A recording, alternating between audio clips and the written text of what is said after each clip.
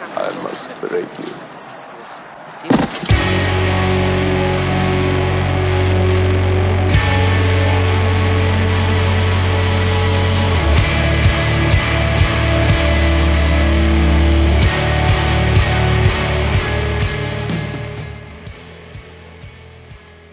Welcome once again, my fellow manipulators of digital fate. I'm Richie, this is Capricorn. Today's deck is called Oathbreaker. Now, this is my take on human tribal. I've seen a lot of people using Monowhite humans lately, and that deck's really powerful, but it's also kind of boring, and I feel like it's so easy to splash into another color or two in human tribal and still make it work super well. The opportunity cost is just so low, so we're sort of trying to play the best of both worlds here and get all of the value and all the advantages of playing a mono-white humans build while also still dipping our toes into other colors. And we'll get to how we get that done in just a moment. But before we do that, make sure you like and subscribe if you haven't already. Honestly, every single like helps the channel more than you could possibly know, gets the videos out to so many more people, and helps the channel grow that much faster. So I would greatly appreciate it.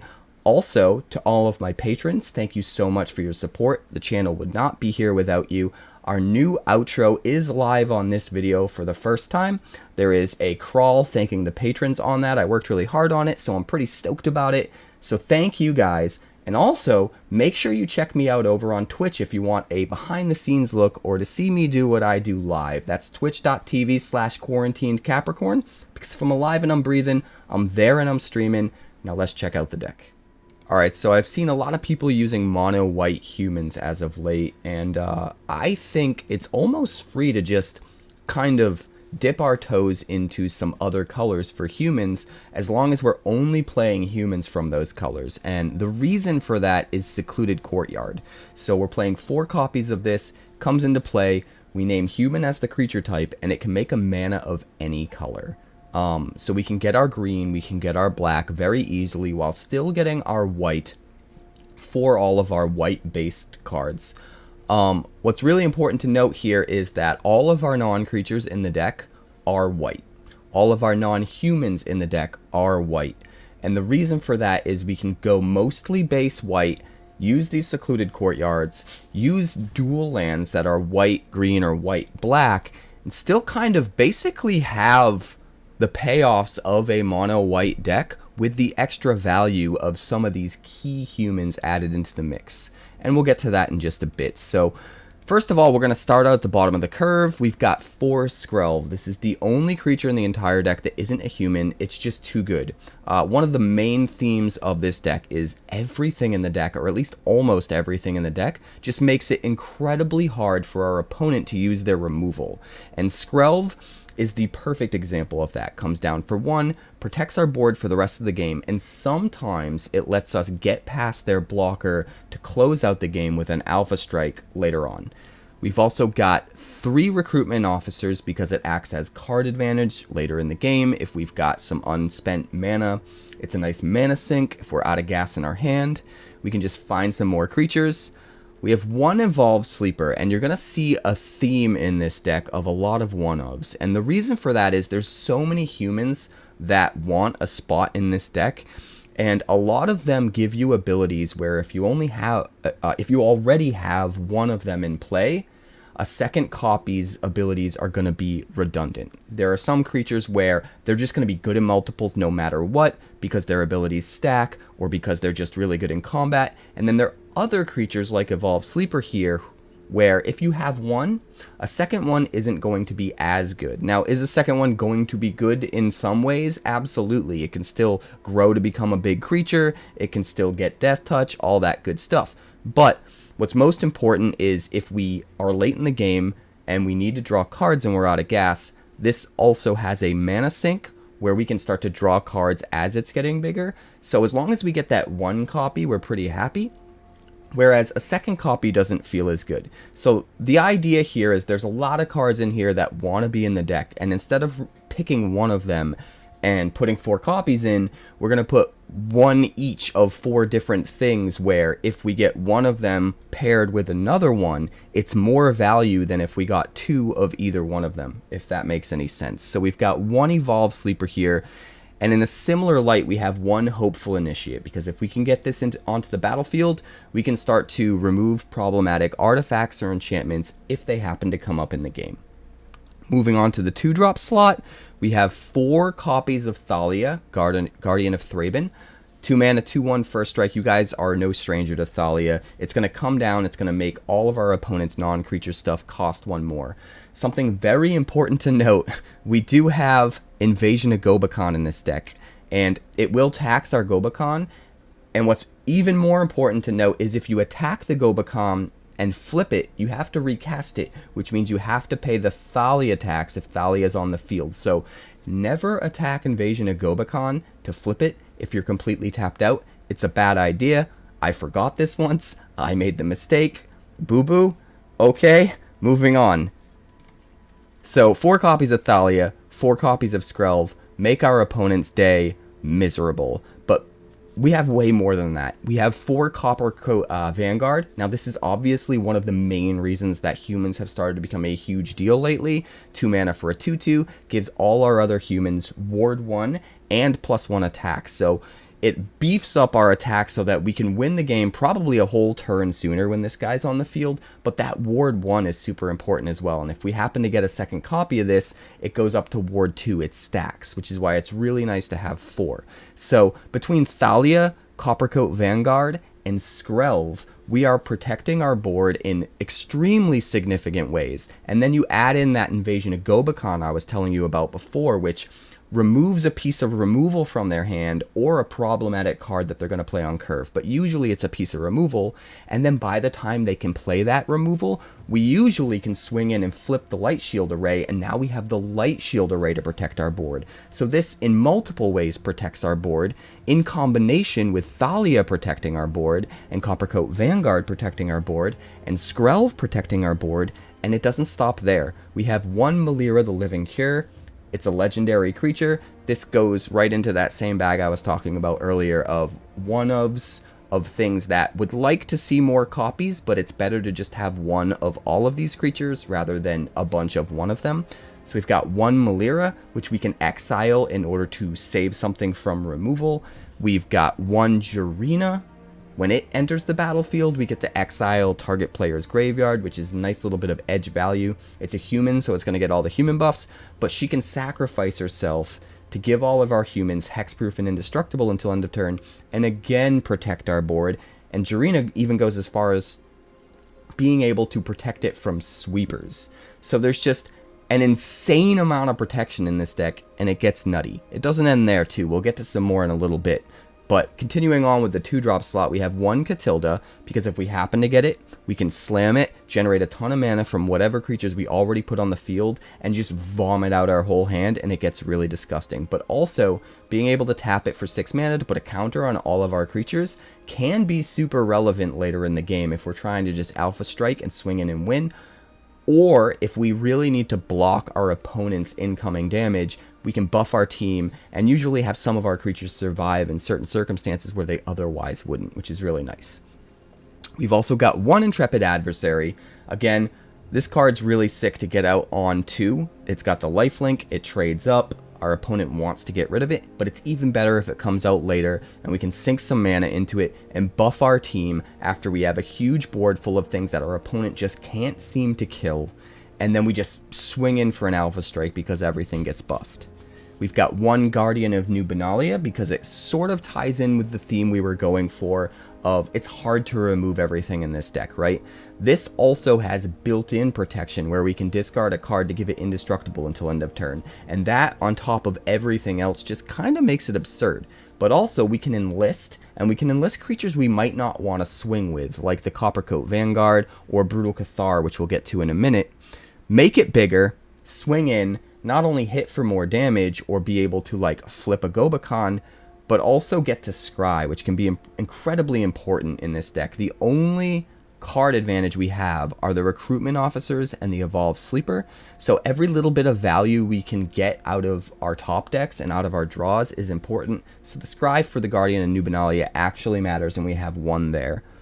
Moving on to the 3-drop slot, we have those aforementioned Brutal Cathars. Now, this is our removal of choice, and in this deck, it's even better than it normally would be because it's so hard for them to actually remove the Brutal Cathar afterwards. Comes down, removes their biggest threat, and now it's got, what, Ward 1, it's taxed by Thalia, we got Skrelv up, we've got their removal removed with Gobakhan, we've got a Light Shield Array up. There's so many ways in which they just can't deal with the Brutal Cathar and get their thing back. So the 2-for-1 value actually sticks, which is really awesome. And then we've got a few 1-ofs in the 3-drop slot. We've got Adeline, Resplendent Cathar, because it's legendary. It's going to generate more tokens as you swing. Those tokens will also get the buff from Coppercoat Vanguard, which will be really nice. And then it ties into some extra little subtle values that we have built into the deck as well, such as Jerren. Jerren comes down as a 2-3, but with the Coppercoat Vanguard, it's actually a 3-3. It can give any of our humans lifelink, but what's more important in this deck is it comes down, it generates a human, and then whenever a non-token human dies, we get another token human to replace it. And this used to not quite be good enough, but now that we have Coppercoat Vanguard and all of those human tokens are 2-1s instead of 1-1, it can get absolutely absurd. Also, a little bit of silver lining value here. We can pay 6 mana at the end of our turn if we happen to have exactly 13 life in order to change this into Ormundal. Giant flying trampler lifelinker that can sack creatures to draw cards. And one cool trick with that is if we think our opponent is gearing up for something like a Farewell or a Sunfall, and we get the opportunity to flip Jerren, we can sort of not really protect our board, but at least get all of the value back in our hand. Because if they try to play their sweeper, not only do we make them waste their sweeper, we sacrifice our whole board in response, draw a whole mitt full of cards again, and then if they're playing something like Sunfall or whatever, now all the creatures are gone, so they don't get a huge incubate token, which is really nice. We've also got one of the key cards I want to talk about in the 3-drop slot, and the main reason I wanted to go at least green in this deck is Hamlet Vanguard. Now, Hamlet Vanguard is pretty nutty when it comes to a human deck because it comes in as a 1-1 for 3 mana, but it gets 2+1/+1 counters on it for each non-token human you control. And this deck is just filled with non-token humans.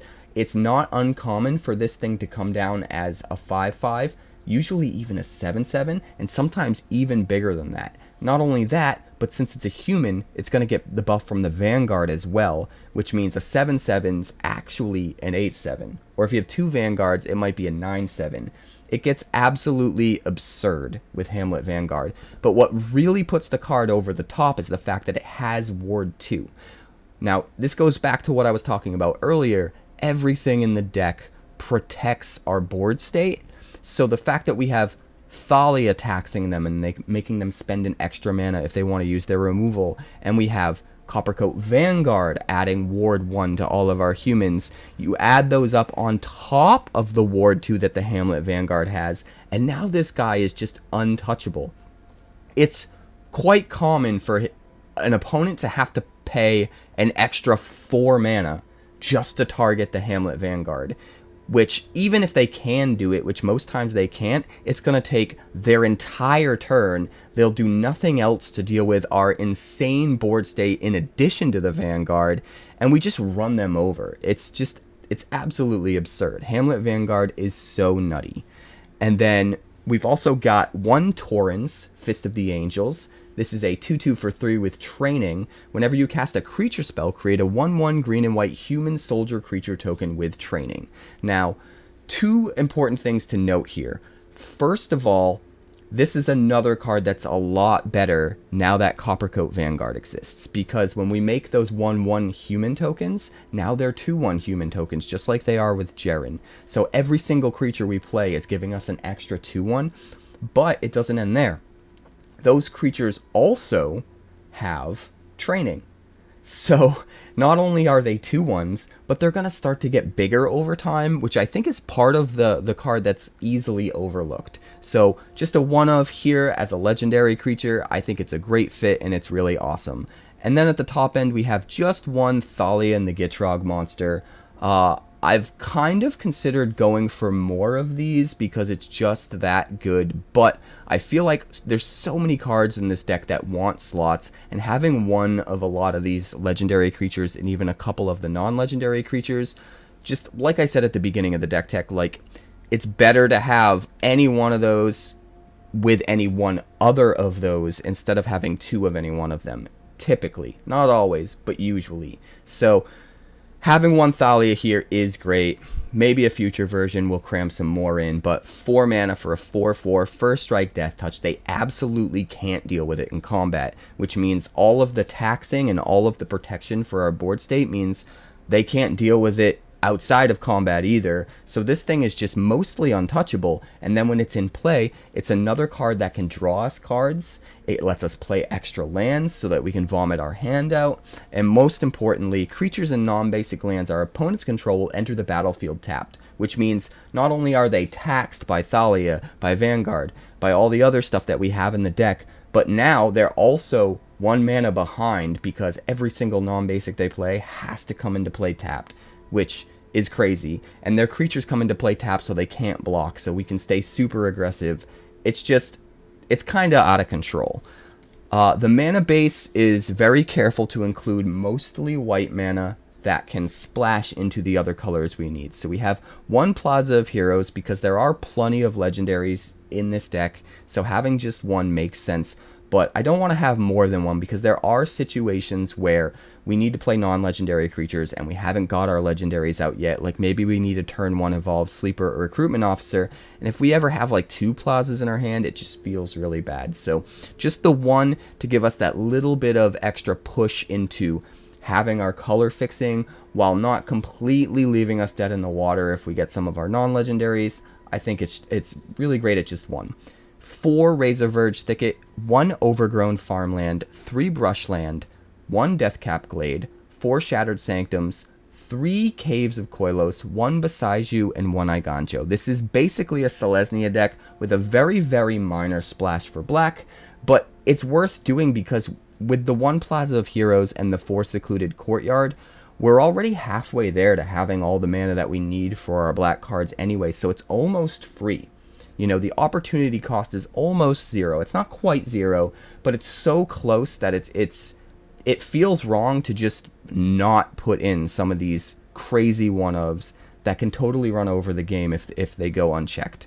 So that's the deck. Humans are awesome. There's so many different ways I feel you can brew multicolor humans with a white core that still mostly stays white because of using Secluded Courtyard, and I'll probably be exploring most of those other ideas in future deck techs, so look forward to that. But for now, this is my take on humans. The games are awesome. Let's check them out.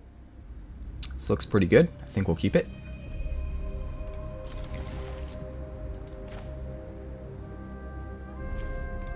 Oh, nice. Very nice. Alright, we'll play the Sleeper. Question is, do we want to play Melira on 2 or the Vanguard?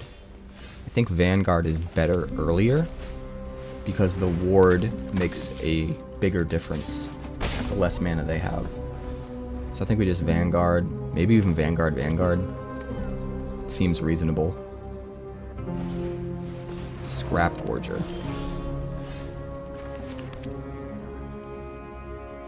Or we could play a 5/5. No, we'll do it like this.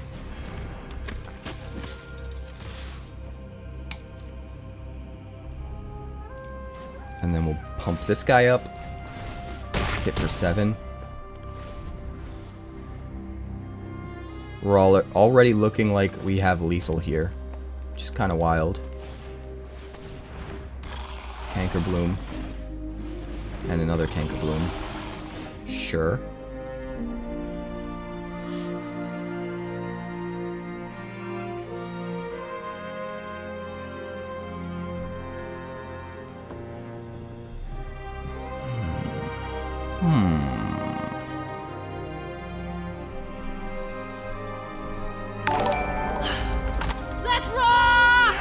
Hey, thanks for the follow, Corrupted. We're going to swing with just the sleeper here. If he blocks, we can pump it to save it. If he double blocks, we just 2-for-1 him.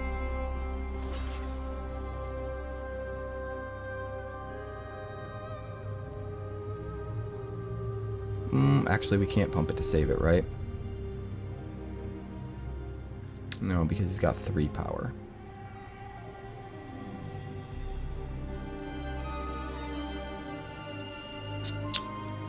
Oopsie. That's okay. Do some stuff. End the turn.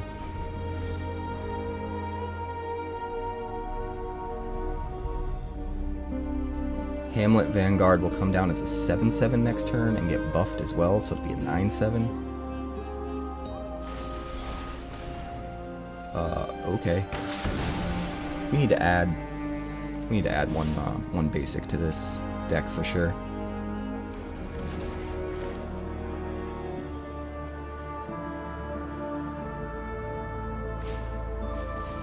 Thirsting Roots, sure.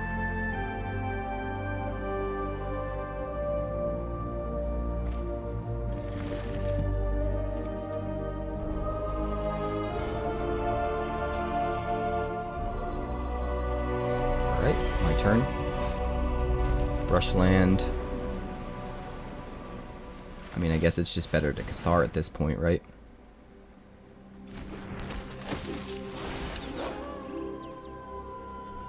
So he doesn't get to trade with anything.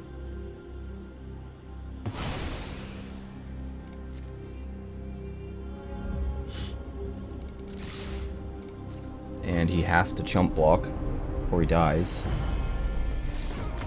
Alrighty, scoops. We'll keep this. This looks fine.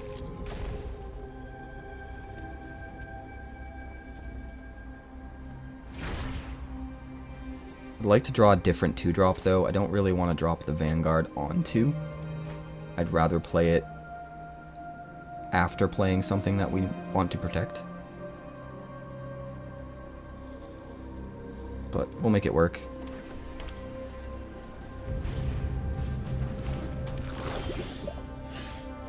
Hey, we got a Thalia. That works. So probably Thalia into Torens into Go Ham.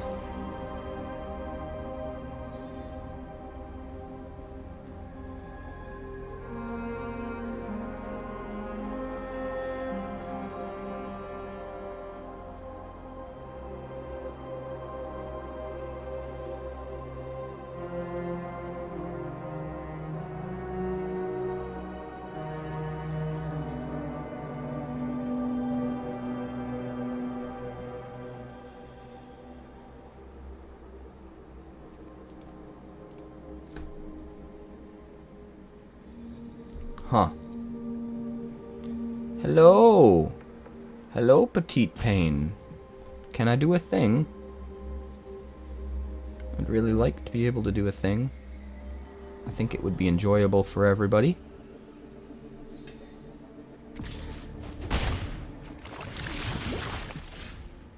Alright then. Human. Thalia. And then he'll probably Brutal Cathar Thalia, and then we'll Brutal Cathar his Brutal Cathar. If he doesn't Brutal Cathar Thalia, then we'll Torens.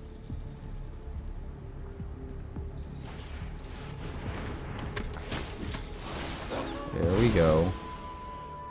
Expected. Really, you're gonna swing with Skrelv? You out of your mind? God bless you.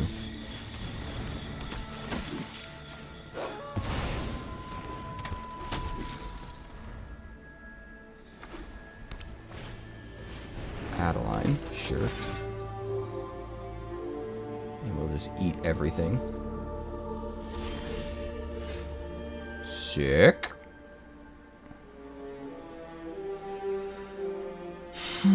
We could play Coppercoat Vanguard. Could play our own Adeline. We definitely need to deal with Adeline, right? I'm gonna get greedy. I'm gonna do it this way. I'm gonna let Adeline come in and pop me.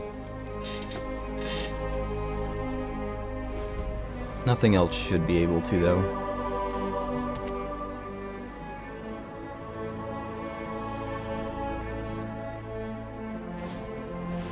Ossification, sure.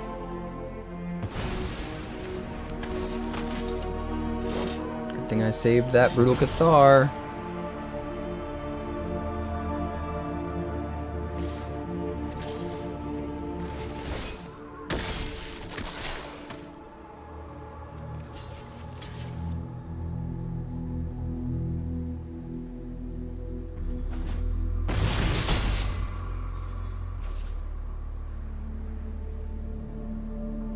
Hello there. It's got one card left. One. Be nice if we had some mana. We could do so much more with just a little bit of mana.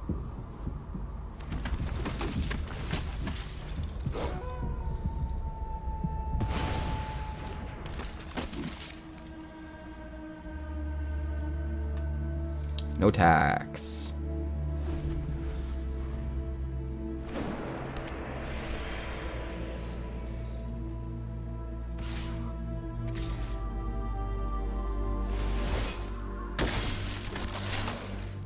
Sure. We'll go, Thalia here.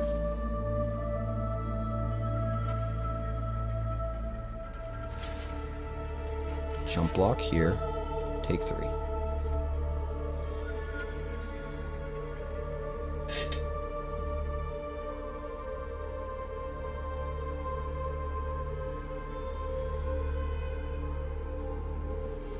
Does he possibly have in his hand?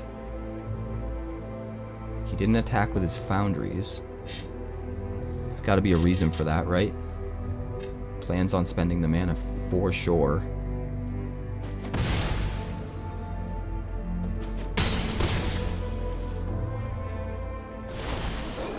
Alright.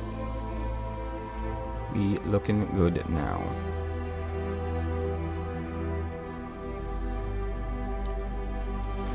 I think we'll go Jirina instead of the Vanguard.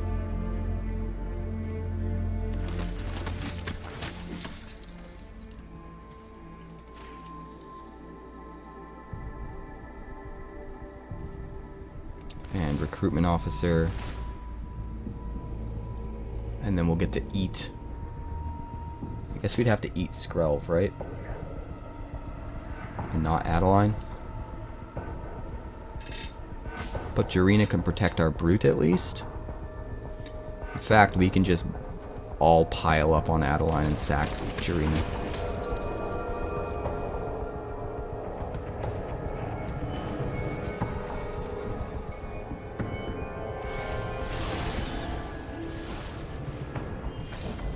And he scoops. Keep 7.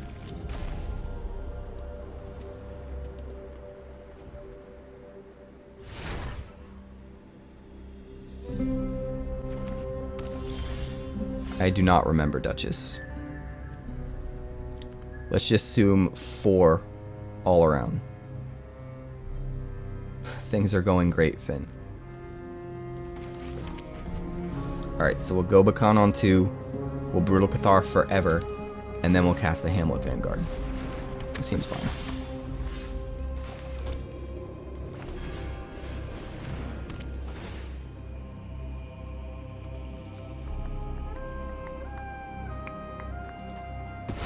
No, you cannot play anything next turn. Thank you very much.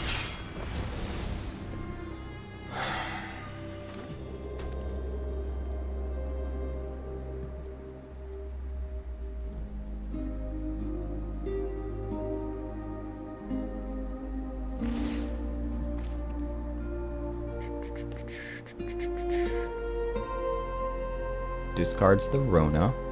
Makes sense. Do you have a legend to play?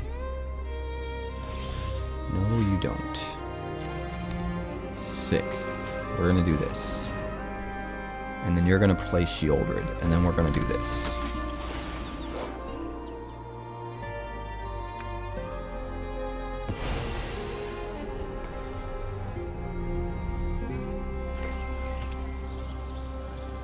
If we draw a 4th land, we can actually Katilda before we play the Cathar. If we don't, we do that the next turn.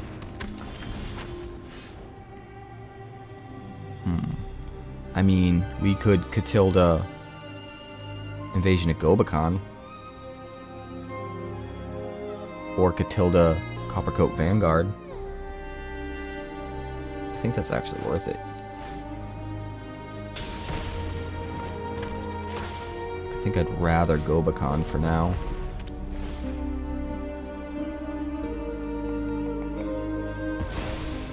Exile Shieldred. Shieldred now costs 6.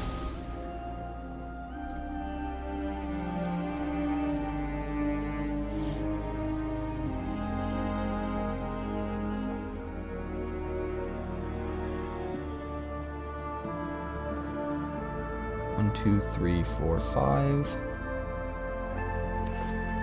5 mana. So it's either Vanguard or Vanguard Cathar.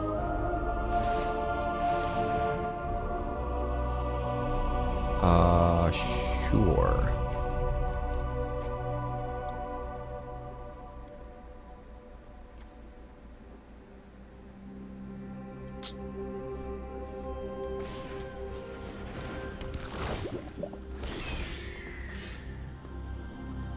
Actually might be better. Let's do this. Let's eat the Skrelv. And then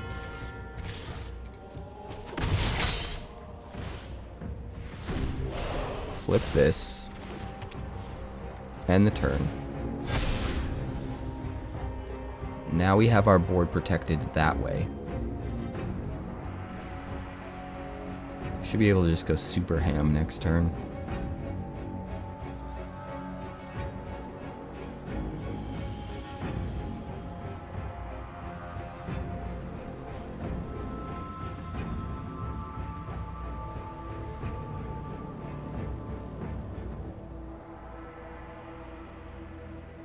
Feed into my tilt request.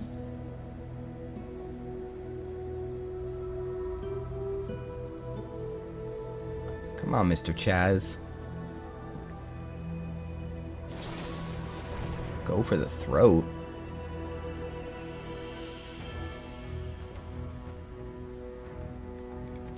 I mean, we gotta do it then, right? And then what, you bounce?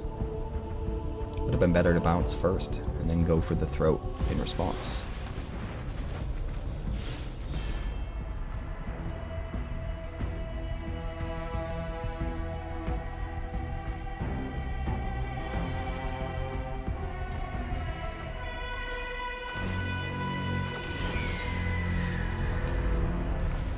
Alright, here's the plan.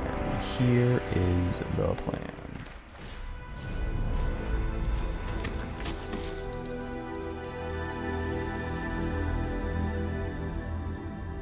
Here is the plan.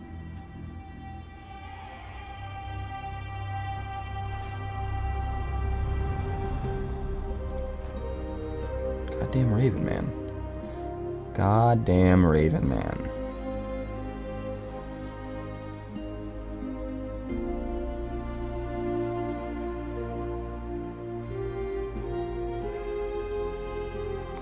We can't actually swing. I need to take out things first. Unfortunately. If he top decks removal, we're in a bad spot.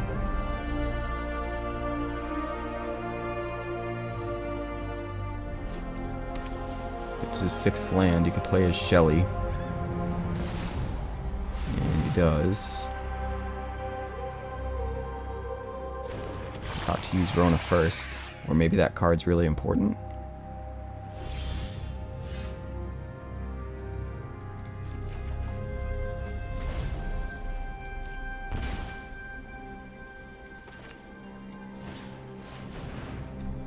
Play the other Brutal Cathar.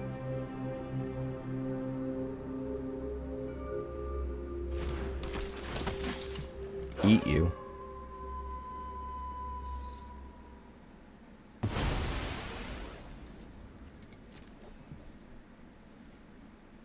We'll go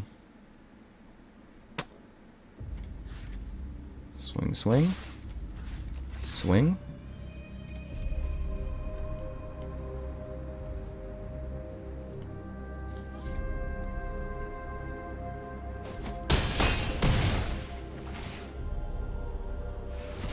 Play you to protect the board. Imagine if he has Farewell in his hand. It's gonna feel so bad. Because we gotta play the Hamlet Vanguard right now. We absolutely gotta.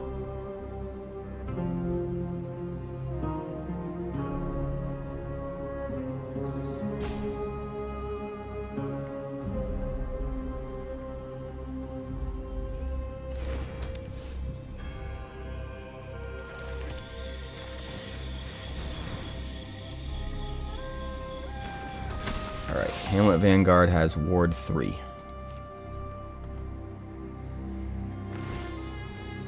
Alright, he's got Jack in his hand, I guess. Let's see what he discards.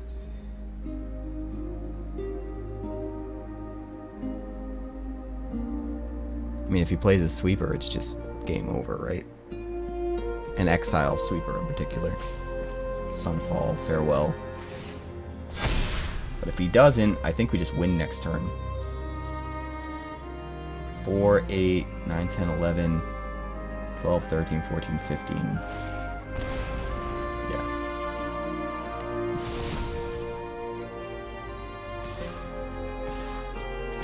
Are you crazy? It blocks. Just take it. Just take it, bro.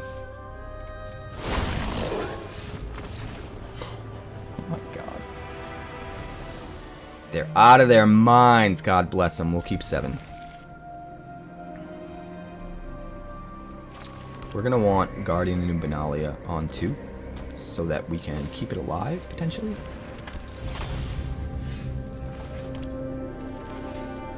Even though that doesn't necessarily mean we'll be keeping them alive.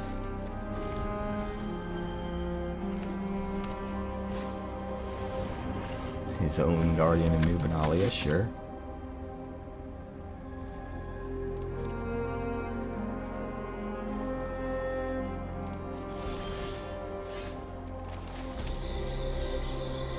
Alright, well, we'll get real weird here. Just trying to bait his Cathar.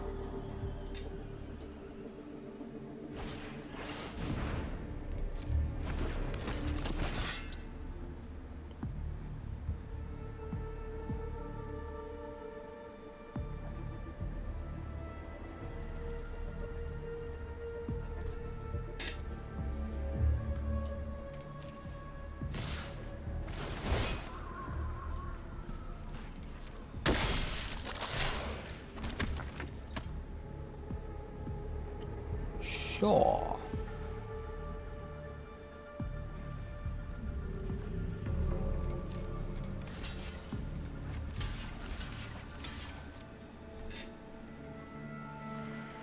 Go ahead and discard.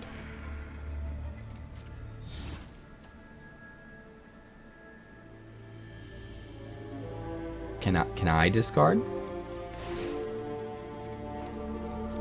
I think you can, sir.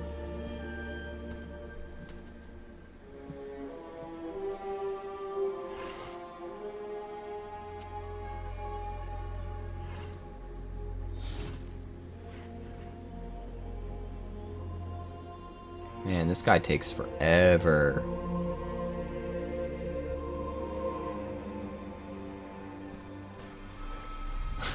Rage skip queue every community night.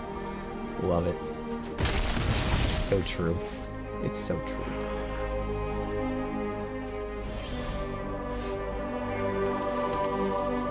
Human.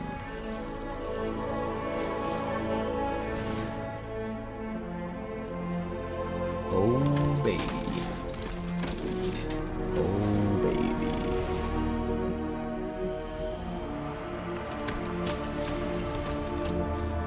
Do we want to make Torens giant?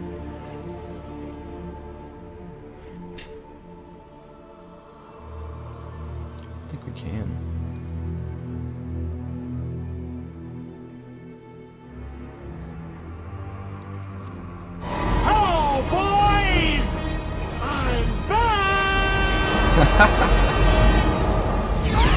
Thanks, Orange.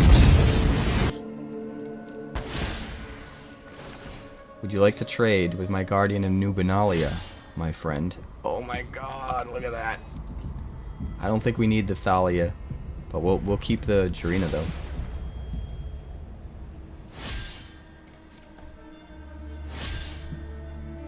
Hit for 6, sure. End the turn.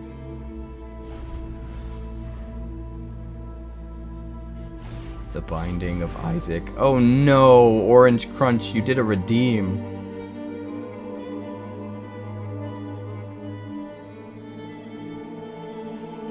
Alright, I'm gonna have to do it the next game though. Let's finish this one.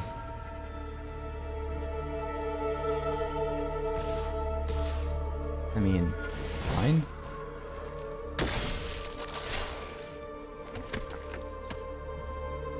That was a mistake. I don't mind trading here.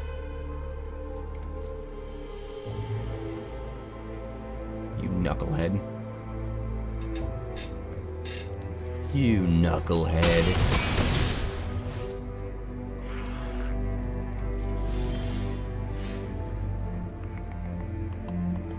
I don't think we Cathar yet. I think we need Jirina down.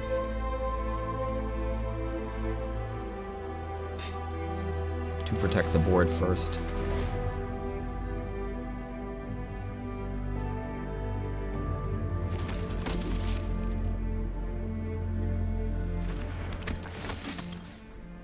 Get rid of your graveyard.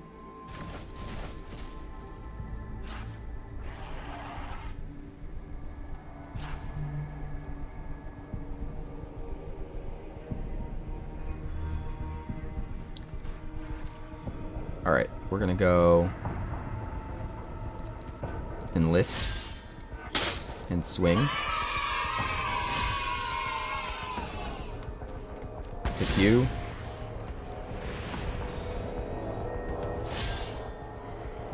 Yes.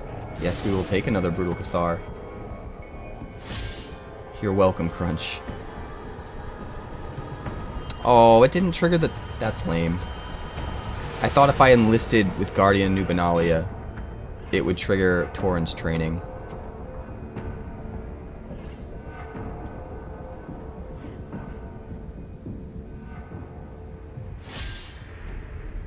It's kind of lame, not gonna lie.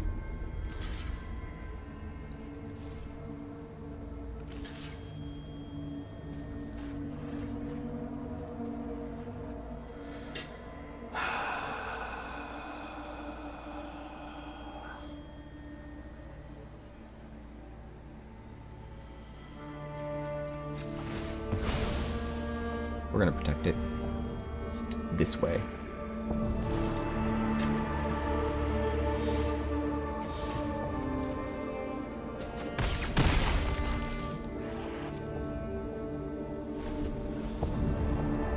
Torens is gonna give us another 1/1, which I just think is important.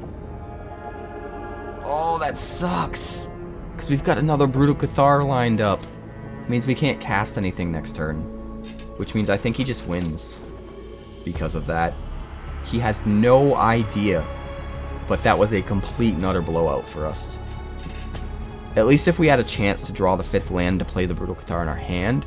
Or, if we don't draw a land, we draw anything else that isn't Brutal Cathar. And we can play it. Because nothing in the deck costs more than 4. We have literally the one situation where we can't play a card next turn because of this Peacekeeper. The only situation we could possibly be in. Which is just crazy to me.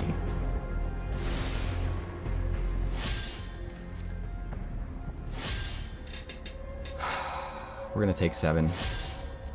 We need to keep our threats on the board since we can't play anything next turn.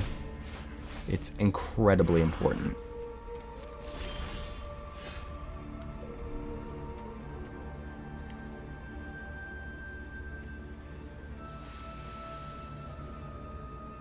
We can't even really swing.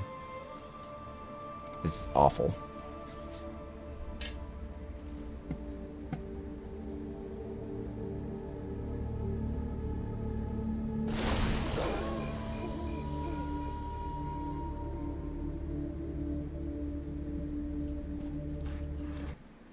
In other formats, Obliterator's played. For sure.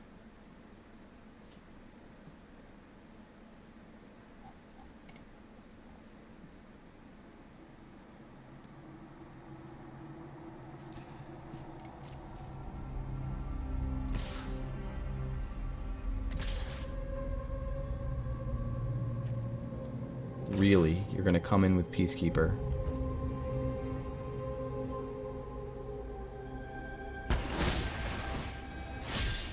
Interesting. Don't know why you would come in with Peacekeeper.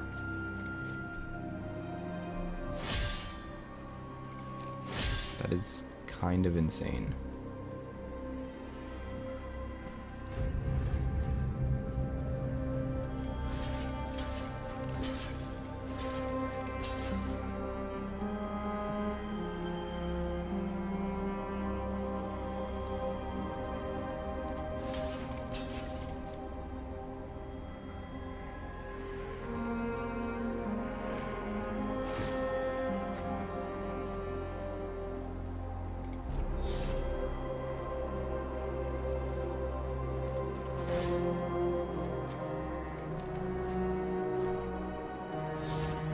Kinda have to do it this way. Gotta kill the Peacekeeper so we can actually play the Cathar.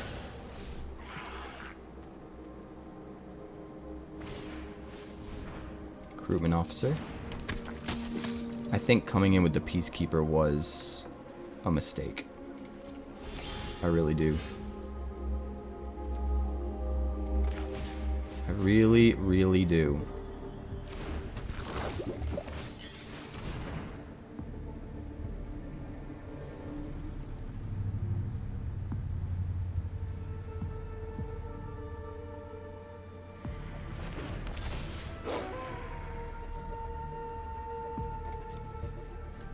Gotta hold back our blockers.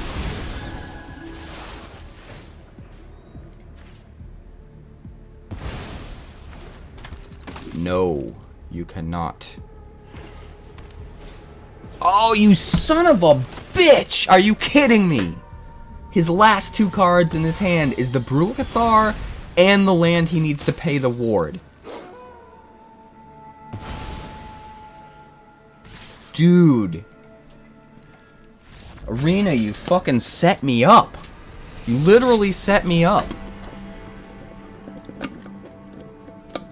First I get stuck with a turn, literally the only 2 cards that I could have, one in my hand and one on the top of my deck, that result in me not being able to play a spell that turn. And then the very next turn, he has the exact 2 cards he needs to deal with my board state. The exact. Like, what are the fucking chances? This looks fine. We'll keep 7.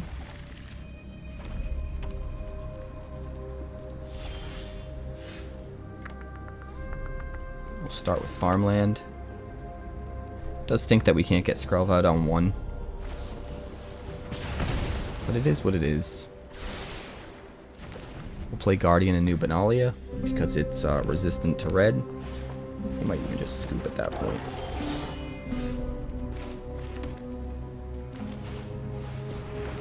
That is super strong against red. Especially when we play Vanguard next turn.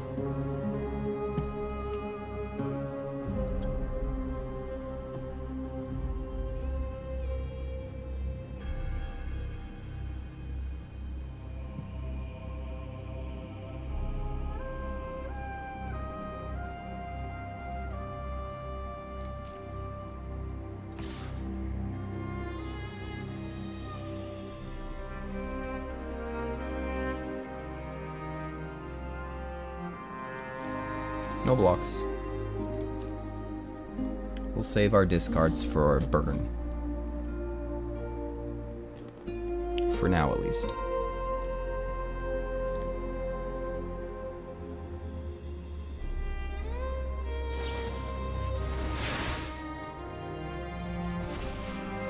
Yes, let's get the burn out of your hand. Then we'll start blocking. Glorious. That's it? That's your whole turn?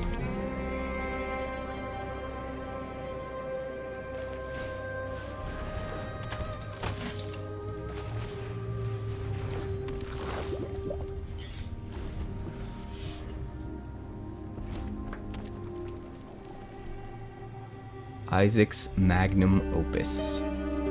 Come on, Stevie.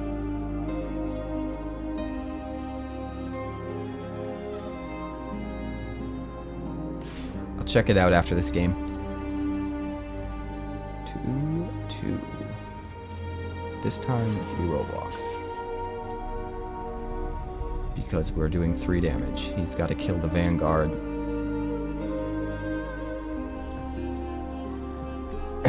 And play a second spell in order to survive. Have the spell speed to survive. Target creature gains double strike. I mean, that's fine. We will discard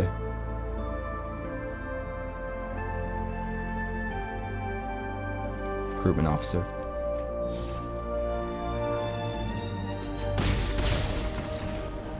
And he scoops. I need to never forget about Thalia for the rest of my life. That needs to happen. I guess we'll keep 7. Hand's a little weird. No 1-drops, lots of 3-drops.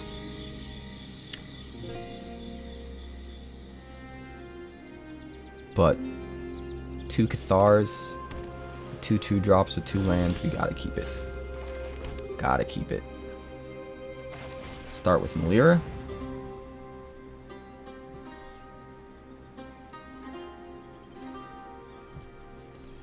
Every time I forget about Thalia, I gift a sub.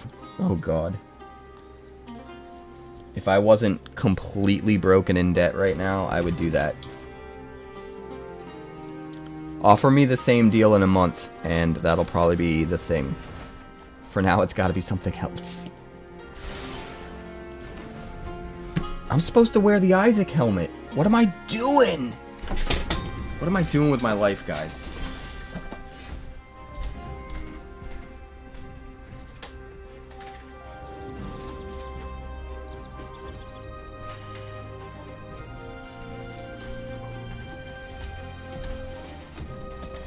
It was redeemed, and then I didn't even put the damn thing on.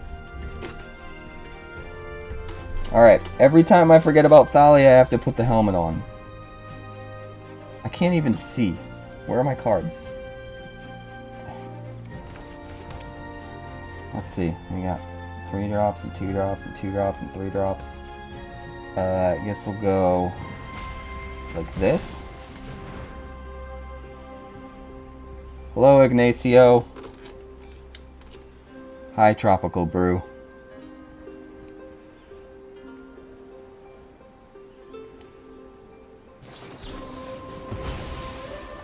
It was redeemed.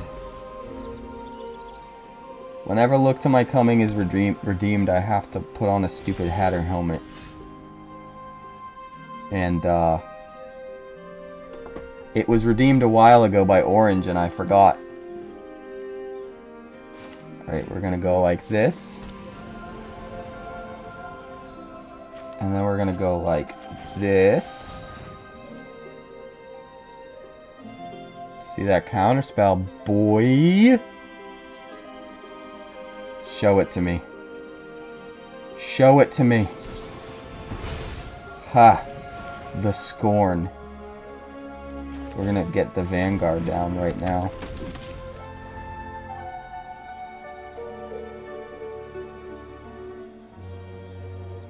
Might have been smarter to do Melira. But I think if I can guarantee a card to hit through his counterspells, the thing that's gonna make his bounce spells cost more is probably the right way to go.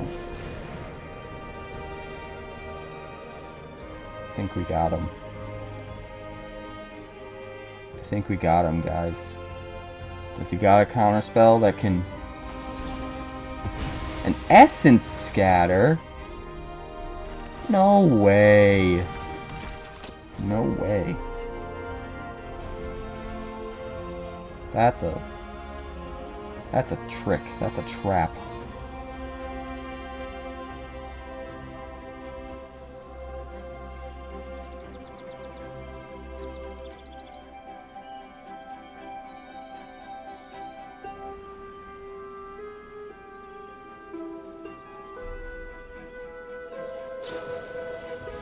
Moment of truth. Show me what you've got.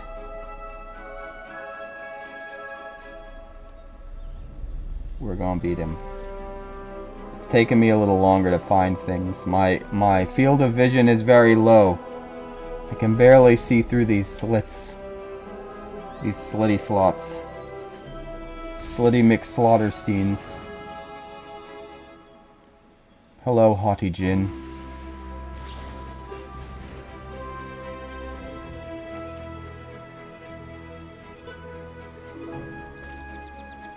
This deck reminds me of There's Something About Mary. That's 2 attacks. More turns. Alright. Let's see. Is he still out of counter spells? Maybe?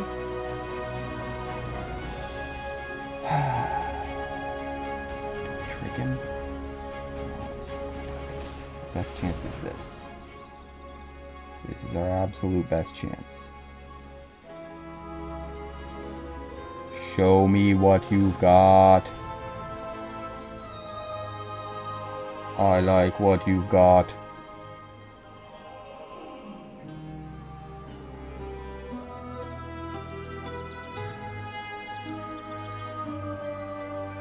You're gonna call a punt when I remember the Thalia attacks?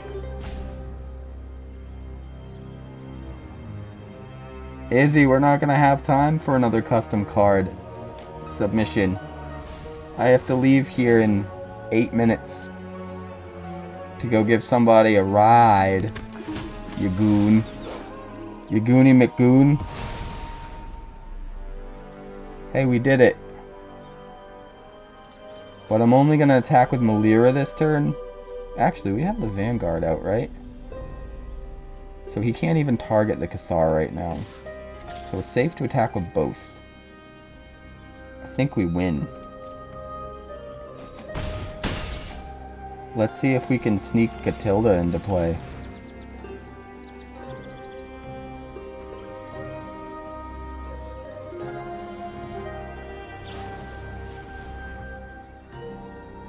Oh man. You are in trouble. Melira's online and everything. So even if they kill our Cathar, we activate Melira, and it comes right back and exiles the Djinn again. It's nice. It's very nice.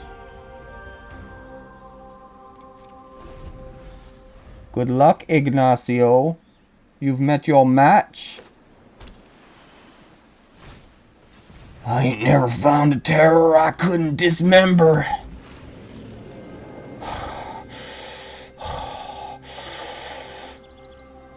I've seen enough terrors on this ship.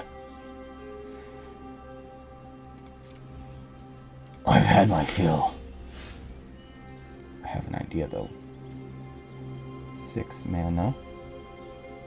6 mana. Okay. Here's what we do. Swing with you.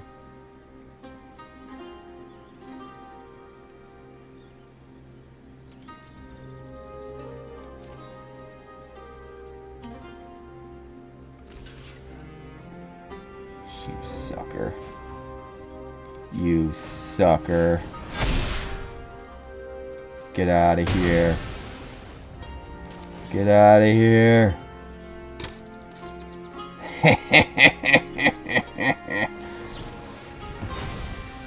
That's right. Get that scorn out of here so when I top deck a Cathar, you're going to be out of luck. Goddamn moment of truth. It's not actually that bad in this deck because you can make your Hottigen a little bit bigger by putting something into the yard. Well, he definitely got what he needed if he threw away a moment of truth. One last Hottigen. 1, 2, 3, 4, 5. I can't play this and put a counter on everything. And I think I need to put a counter on everything.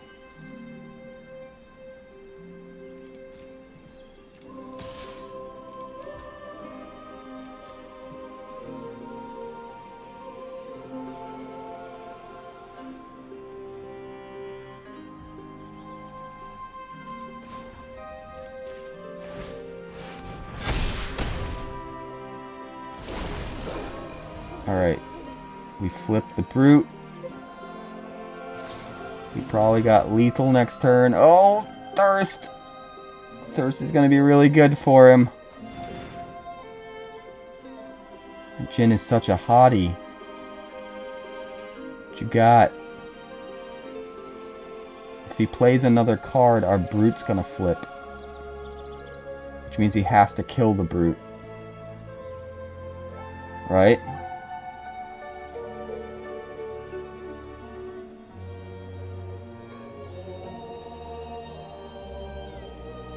Hi. Hello. Hello. 4, 5. Order 5.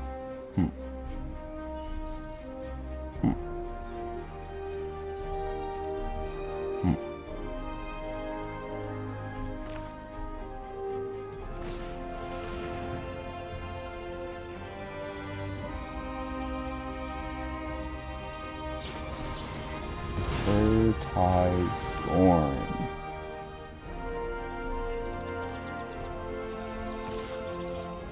Swing in. It's got first strike. Come on. Show me your balls. And now we'll double spell. And then we'll eat the Jin. And did you top deck an answer? I don't think you did.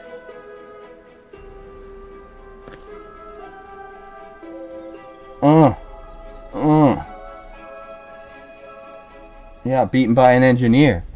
How's that feel, Ignacio? Eh? Eh? Eh?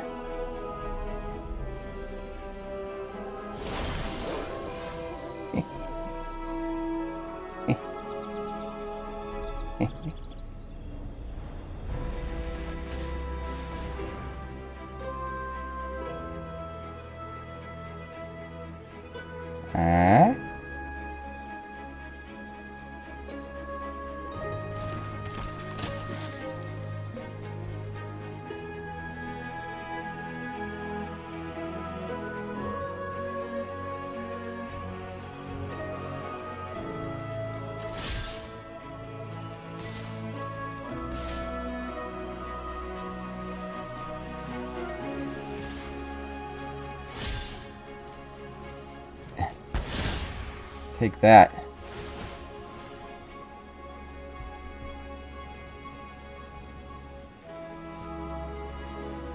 Smile, you son of a bitch.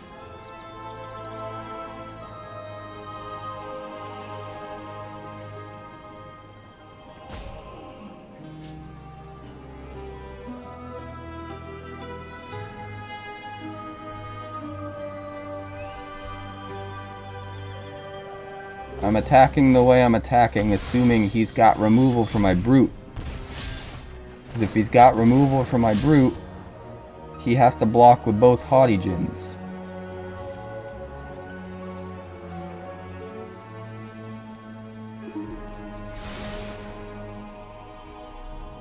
Or he dies. So we get rid of both Haughty Djinns, and then we beat him next turn with our little guys.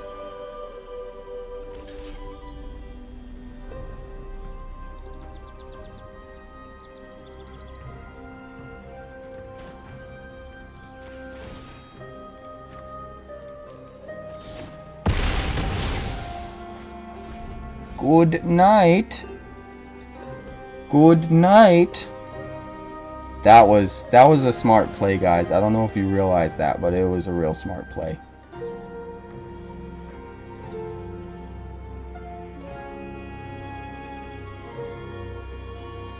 Too little, too late. Everything costs 2 more because of the wards, so he can't get rid of everything. Any one of these kills him. Good game. Good game. I'll give you the angel. The happy angel. That's what you get when you mess with Isaac Clarke. I dismember monsters for a living. Thanks so much for checking out my channel. I'd like to give a huge shout out to all of my patrons over at Patreon. Without you guys, this channel would not be possible, so honestly, thank you from the bottom of my heart for all of your contributions. If you haven't yet, like and subscribe. The more likes we get and the quicker we get them, the bigger this channel will grow and the faster it will grow. I'd love nothing more than this channel to become something very special for you guys, but it's entirely up to you how fast that happens. Also, if you'd like more deck text, that's somewhere over there. And if you'd like to see what else the channel's been up to lately, that's somewhere up that way. Also, subscribe, circle below, do all the things.